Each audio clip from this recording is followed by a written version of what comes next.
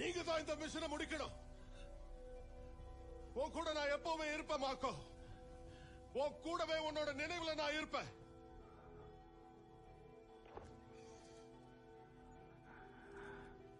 இப்ப நாம நடமாடுற nuclear reactor நம்மளால அந்த பிளவை மூட முடியும்.